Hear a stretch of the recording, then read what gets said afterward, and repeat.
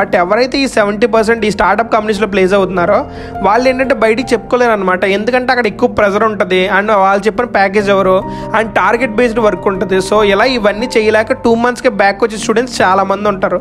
So 100% placements అన్నవి 100% కరెక్టే and ప్రతి స్టూడెంట్కి మంచి ఆఫర్ కూడా ఉంటుంది. బట్ ఇక్కడ మనం గుర్తుపెట్టుకోవాల్సింది ఏంటంటే ఎగ్జామ్స్ గురించి మాట్లాడుకుంటే చాలా మంది అడుగుతున్నారు 9 CGPA మెయింటైన్ చేయడం ఈజీ అని లేదంటే టఫ్ అవుద్ది అని చెప్పి. ఓన్లీ మీకోసమే చాలా మంది ఇంజనీరింగ్ స్టూడెంట్స్ అయితే అడిగాను అనమాట.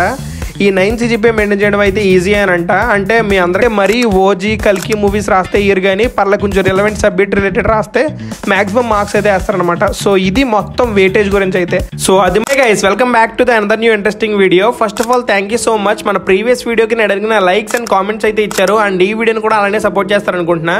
అండ్ ఈ వీడియోలో మనం మేజర్గా 2 things గురించి మాట్లాడబోతున్నాం. ఫస్ట్ వన్ వచ్చేసి 100% ప్లేస్మెంట్స్ గురించి.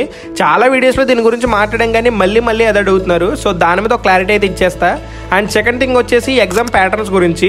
మీలో చాలామంది ఫీ స్ట్రక్చర్ మీద కన్సెషన్ అయితే వచ్చింది, అరౌండ్ 25% నుంచి 50% వచ్చింది.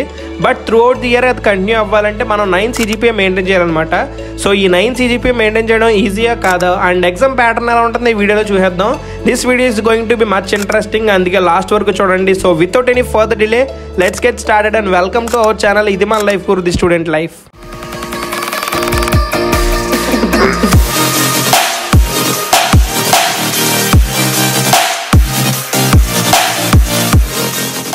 ఫస్ట్ మీకు నాకు బాగా ఇంట్రెస్టింగ్ థింగ్ అయినా 100% ప్లేస్మెంట్స్ గురించి మాట్లాడుకుంటే 100% ప్లేస్మెంట్స్ అన్నవి 100% కరెక్టే అండ్ ప్రతి స్టూడెంట్కి మంచి ఆఫర్ కూడా ఉంటుంది.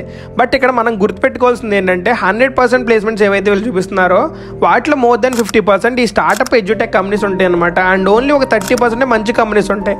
ఈ మంచి కంపెనీస్లో ప్లేస్ అయిన వాళ్ళ పరిస్థితి పర్లేదు. బట్ ఎవరైతే ఈ 70% ఈ స్టార్ట్అప్ కంపెనీస్లో ప్లేస్ అవుతున్నారో వాళ్ళు ఏంటంటే బయటికి చెప్పుకోలేరు అనమాట. ఎందుకంటే అక్కడ ఎక్కువ ప్రెజర్ ఉంటుంది అండ్ వాళ్ళు చెప్పిన ప్యాకేజ్ ఎవరు అండ్ టార్గెట్ బేస్డ్ వర్క్ ఉంటుంది. సో ఇలా ఇవన్నీ చేయలేక 2 monthsకే బ్యాక్ వచ్చే స్టూడెంట్స్ చాలా మంది ఉంటారు. సో మీరు ఫస్ట్ డే నుంచే మంచి ప్లేస్మెంట్స్ ఇవన్నీ తెచ్చుకోవాలనుకుంటే మీకున్న స్కిల్స్ మీద, సర్టిఫికేషన్ మీద, కోడింగ్ స్కిల్స్ మీద ఎక్కువ కాన్సన్ట్రేట్ చేయండి. సో డే ఎండ్కి వచ్చేటప్పటికి మీకు మంచి కంపెనీస్ అయితే వచ్చే ఛాన్స్ ఉంటుంది అనమాట. అండ్ ఓన్లీ ఇవే స్టడీసే కాకుండా కొంచెం ఎక్స్ట్రా కరిక్యులర్ యాక్టివిటీస్ ఏవైతే ఉంటాయో లైక్ ఈవెంట్స్ కానీ స్పోర్ట్స్ కానీ వాటి మీద కూడా కొంచెం కాన్సన్ట్రేట్ చేస్తే దాని నుంచి మీరు చాలా నేర్చుకోవచ్చు. బికాజ్ మీరు చాలా సిచ్యువేషన్ ఫేస్ చేస్తారు అండ్ చాలా మేనేజ్ చేస్తారు కాబట్టి. సో వాటి నుంచి అక్వైర్ అయిన స్కిల్స్ మీకు లాస్ట్లో ఏవైతే జాబ్ రౌండ్స్ ఉంటాయో అంటే ఇంటర్వ్యూ కండక్ట్ చేసినప్పుడు రౌండ్స్ ఉంటాయి కదా, సో వాటిలో డెఫినెట్గా హెల్ప్ అవుతాయి అనమాట. సో ఈ ఎక్స్ట్రా కరిక్యులర్ యాక్టివిటీస్ కూడా మీకు చాలా బెనిఫిట్ అవుద్ది. అండ్ ఇది కంప్లీట్గా 100% ప్లేస్మెంట్స్ గురించి అయితే మీకు అర్థమైంది అనుకుంటున్నాను. ఇఫ్ అర్థం కాకపోతే ఈ ప్లేస్మెంట్స్ గురించి ఇంకా డీటెయిల్గా వీడియో చేశాను. ఆ వీడియో లింక్ ఇక్కడ పైన ఐకార్డ్స్లో ఇస్తాను, అక్కడ నుంచి మీరు ఆ వీడియోని అయితే చెక్అవుట్ చేసేయచ్చు. And our next topic exams గురించి మాట్లాడుకుంటే చాలా మంది అడుగుతున్నారు 9 CGPA మెయింటైన్ చేయడం ఈజీ అని లేదంటే టఫ్ అవుద్ది అని చెప్పి. ఓన్లీ మీకోసమే చాలా మంది ఇంజనీరింగ్ స్టూడెంట్స్ అయితే అడిగాను అనమాట. ఈ 9 CGPA మెయింటైన్ చేయడం అయితే ఈజీ అని అంటే మీ అందరికీ తెలిసిందే కదా, ఈ ప్రైవేట్ యూనివర్సిటీస్ కాలేజెస్లో పేపర్ వీళ్ళే తయారు చేసి వీళ్ళే కరెక్షన్ చేస్తారు కాబట్టి. సో ఆ 9 CGPA అయితే ఈజీగానే తెచ్చుకోవచ్చు. మనం ఎగ్జామ్కి జస్ట్ 1 day బ్యాటింగ్ చేసినా సరే 9 CGPA అయితే ఈజీగా తెచ్చుకోవచ్చు అంట. సో దాని మీద పెద్ద వరి అయితే పడక్కలేదు మీరు. అండ్ నెక్స్ట్ ఎగ్జామ్ ప్యాటర్న్ గురించి మాట్లాడుకుంటే మీరు జాయిన్ అయిన తర్వాత ఒక 1.5 month గ్యాప్లో ఫస్ట్ మిడ్ అయితే ఉంటుంది. ఆ తర్వాత ఒక 2 months గ్యాప్లో సెకండ్ మిడ్ అండ్ ఒక 10 days గ్యాప్లో సెమిస్టర్ అయితే ఉంటుంది అనమాట. సో ప్యాటర్న్ వచ్చేసి first mid, second mid and second మిడ్కి ఒక 10 days గ్యాప్లో సెమిస్టర్ అనమాట. సో ఇలా ఎగ్జామ్ ప్యాటర్న్ అయితే ఉంటుంది. అండ్ నెక్స్ట్ మనం వెయిటేజ్ గురించి మాట్లాడుకుంటే వెయిటేజ్లో ఏంటంటే బేసిక్గా 2 ఉంటాయి అనమాట. ఫస్ట్ వన్ వచ్చేసి ఇంటర్నల్, సెకండ్ వన్ వచ్చేసి external. Internal 60% and external just 40% అంతే.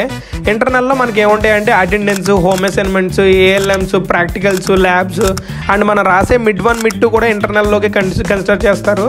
సో ఇంటర్నల్లో ఓన్లీ 60% ఉంటుంది అనమాట. అండ్ అటెండెన్స్ వచ్చేసి ఇందులో ఒక 85% ఉంటే 5 marks కలుస్తుంది అండ్ 90% అబవ్ ఉంటే 10 marks కలుస్తుంది అనమాట అటెండెన్స్.